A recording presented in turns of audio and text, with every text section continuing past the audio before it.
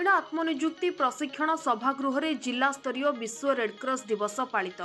गजपति जिला पारलाखेमुंडी स्थित ग्रामीण आत्मनियुक्ति प्रशिक्षण सभागृह जिला स्तरीय विश्व रेडक्रॉस दिवस पालित हो जाइछि। उक्त दिवस रे जिलापाल विजय कुमार दास को अध्यक्षता अनुष्ठित कार्यक्रम रे सम्मानित अतिथि भाव अतिरिक्त जिलापाल फाल्गुनी माझी, जिला परिषद मुख्य उन्नयन अधिकारी तथा निर्वाही अधिकारी शंकर केरकेटा, जिला शिक्षा अधिकारी डॉक्टर मायाधर साहू प्रमुख उपस्थित रहिथिले। प्रतिवर्ष परि मे 8 तारिख रे पालन करा जाउथिबा विश्व रेडक्रॉस दिवस कार्यक्रम रे जिलार विभिन्न विभागर अधिकारी, विभिन्न सामाजिक अनुष्ठानर कर्मकर्ता प्रमुख जोगदी विश्व रेडक्रॉस दिवस उपरे आलोचना करथिले। एही अवसर रे समस्ते एकत्रित होई जेन हेनरी ड्यूनंट को महत्व कार्यर स्मृति चारण करथिले।